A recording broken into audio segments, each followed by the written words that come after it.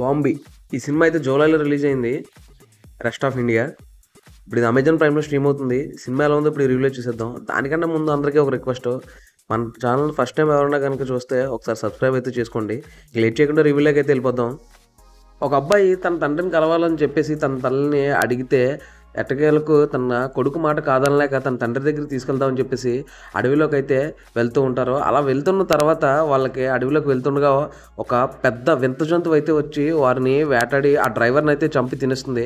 వెంటనే వాళ్ళు పరిగెట్టి దగ్గరలో ఉన్న ఒక పాడుపడ్డ ఇల్లు ఏదైతే ఉంటుందో అక్కడ లోకల్లో ఉన్న ఆ ఇంట్లోకి అయితే వెళ్తారు. అక్కడ కొంతమంది మనుషులు అయితే స్టే చేస్తూ ఉంటారు. వాళ్ళకి తెలిసిన వాళ్ళే వాళ్ళందరూ.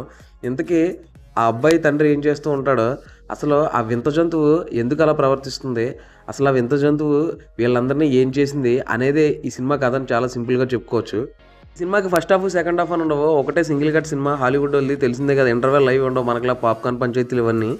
సినిమా స్టార్టింగే మంచి ఇంట్రెస్టింగ్ పాయింట్ అయితే స్టార్ట్ అయింది. మనకి కొన్ని విజువల్స్ అయితే చూపిస్తూ ఉంటారు.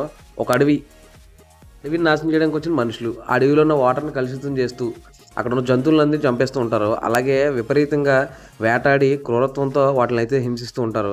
సో అలా విసిగిపోయిన కొన్ని జంతువులు అయితే చాలా క్రూరంగా వైల్డ్గా అయితే మారతాయి. లేడీ లాంటి జంతువులు కూడా చాలా క్రూరమైన జంతువులుగా మారుతాయి. అలాగే కుందేళ్ళు సైతం మామూలుగా అయితే మారవు ఈ సినిమాలో. సో అలా మారిన తర్వాత అడవిలోకి ఎవరైనా సరే అడవికి హాని కలిగిద్దాం అని ఎంటర్ అయిన ప్రతి ఒక్కరిని ఆ క్రూరమైన జంతువు అయితే చంపి తినేస్తూ ఉంటుంది.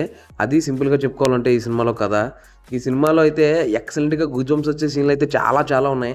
బేసిక్గా మన తెలుగు సినిమాల్లో మన హీరోలు అయితే తల నరికే సీన్లు మనకి విజిల్స్ వేస్తూ గూజంప్స్ తెప్పిస్తుంటాయి. బట్ ఈ సినిమాలో ఏంటంటే ఈ జింక తలలు తీసేసే సీన్లు అయితే చాలా ఉన్నాయి. అవైతే నెక్స్ట్ లెవెల్లో అనిపిస్తాయి. ముఖ్యంగా నాకైతే ఒక అమ్మాయిని మధ్యలో అక్కడ మొండెం కూడా కాకుండా సెపరేట్గా మధ్యలోకి అయితే సెపరేట్ చేసి పడేస్తుంది జింక. అదైతే అస్సలు ఎక్స్పెక్ట్ చేయలేదు.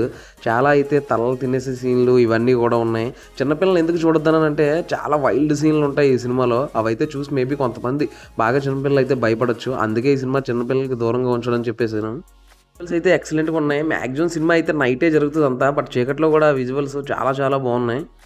క్లైమాక్స్కి వెళ్ళే వరకు ఏదైనా డిఫరెంట్గా ఉంటుందేమో అని ఎక్స్పెక్ట్ చేశాను. But okay, as expected climax అయితే సేమ్ మనం ఎక్స్పెక్ట్ చేసిన చాలా సినిమాలాగా ఉంది.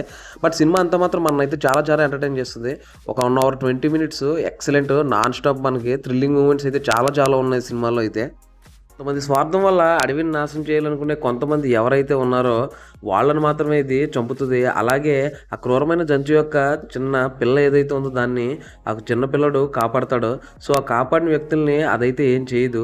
బట్ వీళ్ళని ఎవడైతే ఉంటాడో ఆ వ్యక్తి మాత్రం చివరికి ఆ జింకనైతే చంపేస్తాడు. ఇది సినిమా కదా. నాకైతే ఈ సినిమా చాలా నచ్చింది. అమెజాన్ ప్రైమ్లో అయితే స్ట్రీమింగ్ అవుతుంది. ఎవరైనా చూడకపోతే తప్పకుండా అయితే చూడండి. ఈ సినిమా అస్సలు మిస్ అవ్వద్దు. అలాగే మరిన్ని ఇలాంటి ఇంట్రెస్టింగ్ అప్డేట్స్ కోసం, మూవీ రివ్యూస్ కోసం సబ్స్క్రైబ్ చేసుకోండి మూవీ మ్యాన్. Thank you.